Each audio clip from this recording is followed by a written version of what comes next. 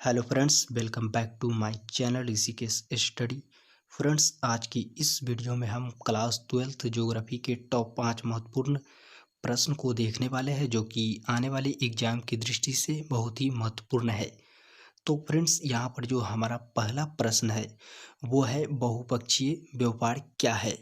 तो फ्रेंड्स, इसका आंसर देखिए, बहुपक्षीय या बहु पार्श्विक व्यापार बहुत से व्यापारिक देशों के साथ किया जाता है, यानी कि बहुत से अलग अलग व्यापारिक देशों के साथ बहुपक्षीय व्यापार किया जाता है। एक देश दूसरे अनेक देशों के साथ व्यापार कर सकता है, यानी कि एक देश है वो चाहे तो 5 देश या 6 देश या 7 देश, कितने भी देशों के साथ व्यापार कर सकता है। देश कुछ व्यापारिक साझेदारों को सार्वजनिक अनुकूल राष्ट्र की स्थिति प्रदान कर सकता है। वो क्या कर सकता है? देश कुछ व्यापारिक साझेदारों को सार्वजनिक अनुकूल राष्ट्र की स्थिति प्रदान कर सकता है। तो ये था हमारा पहला प्रश्न, जो कि बहुत ही महत्वपूर्ण था। चलिए 2 नंबर प्रश्न को देखते हैं। दूसरा नंबर प्रश्न कह रहा है, शुष्क कृषि तथा आर्द्र कृषि में क्या अंतर है। ये देखिए फ्रेंड्स, इसका आंसर, शुष्क कृषि पद्धति उन क्षेत्रों में अपनाई जाती है जहां वार्षिक वर्षा 75 सेंटीमीटर से कम होती है। वर्षा के अभाव में यहाँ उन फसलों को उगाई जाती है जो शुष्कता को सहन कर सके, जैसे ज्वार, बाजरा, रागी, मूंग, चना इत्यादि। इन क्षेत्रों में आर्द्र संरक्षण तथा वर्षा जल की प्रयोग के अनेक विधियां अपनाई जाती है। यानी कि फ्रेंड्स, यहाँ पर देखिए, शुष्क कृषि का मतलब हुआ कि जहाँ पर वर्षा बहुत ही कम होती है और यहाँ पर ऐसे फसलें उगाई जाती है जो कि शुष्कता यानी कम पानी में भी हो जाए, जैसे कि ज्वार, बाजरा, यहाँ पर मूंग, चना इत्यादि। तो फ्रेंड्स, यहाँ पर देखिए रागी भी है। तो इसका क्या मतलब है? शुष्क कृषि। यहाँ पर देखिए, इन क्षेत्रों में आर्द्र संरक्षण यानी कि नमी को बनाए रखने के लिए वर्षा जल की प्रयोग के अनेक विधियां अपनाई जाती है। यानी कि यहाँ पर वर्षा जल को संग्रहित करके रखा जाता होगा और इसको सिंचाई के साधन में प्रयोग किया जाता होगा। एंड देखिए, इसके विपरीत आर्द्र कृषि उन क्षेत्रों में अपनाई जाती है जहां वर्षा ऋतु पानी पौधे की ज़रूरत से ज़्यादा होती है। यानी कि यहाँ पर जो वर्षा बहुत अधिक हो जाता है, जितना पौधों को ज़रूरत ही नहीं। इन क्षेत्रों में ऐसी फसल उगाई जाती है जिन्हें अधिक मात्रा में पानी की आवश्यकता होती है, जैसे चावल, जूट, गन्ना इत्यादि। तो ये था फ्रेंड्स आपका 2 नंबर प्रश्न, जो कि बहुत ही महत्वपूर्ण था। चलिए हम लोग तीसरे प्रश्न की ओर बढ़ते हैं। तो तीसरा प्रश्न है फ्रेंड्स, यहाँ पर देखिए, संचार से आपका क्या तात्पर्य है।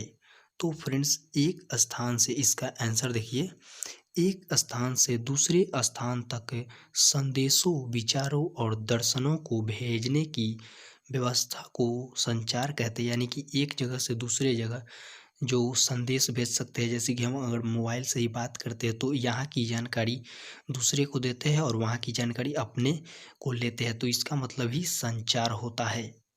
चलिए इसके और,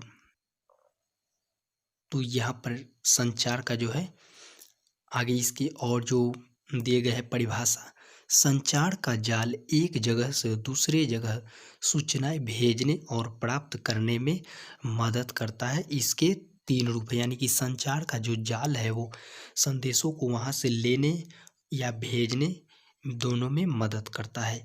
चलिए इसके जो 3 रूप है उसका हम लोग यहाँ पर वर्णन करते हैं। देखिए यहाँ पर इसके 3 रूप इस प्रकार है। भौतिक रूप है, जैसे डाक सेवाएं। तार द्वारा है, जैसे टेलीग्राफ। वायु तरंगे है, जैसे रेडियो, टेलीविज़न। तो ये था आपका 3 नंबर प्रश्न। चलिए 4 नंबर प्रश्न की ओर बढ़ते हैं। तो यहाँ पर 4 नंबर प्रश्न है फ्रेंड्स, आधुनिक उद्योग निर्माण की प्रमुख विशेषताएं क्या है। आधुनिक का मतलब होता है नया, अभी। तो आधुनिक यानी कि अभी जो नए नए आधुनिक निर्माण हुआ है, इसी को आधुनिक का मतलब होता है अभी, यानी कि नए तरीके। तो आधुनिक, इसका आंसर देखिए, आधुनिक निर्माण उद्योग बड़े पैमाने के उद्योग होते हैं, यानी कि जो आधुनिक निर्माण उद्योग होते हैं वो बहुत बड़े पैमाने के होते हैं, जिसमें प्लांट और मशीनरी में भारी मात्रा में पूंजी लगी होती है। यानी कि इसमें जो मशीन महंगे होते हैं, जिसमें पूंजी लगती है अधिक मात्रा में, मशीनों में अधिक से अधिक पूंजी निवेश की जाती है। इस उद्योगों की अनेक विशेषताएं होती है, जिसमें बड़े पैमाने पर उत्पादन, सीधी सी बात है, अगर ज़्यादा मशीन है, ज़्यादा पूंजी लगती है, तो उसमें बहुत से बड़े पैमाने पर उत्पादन होगी।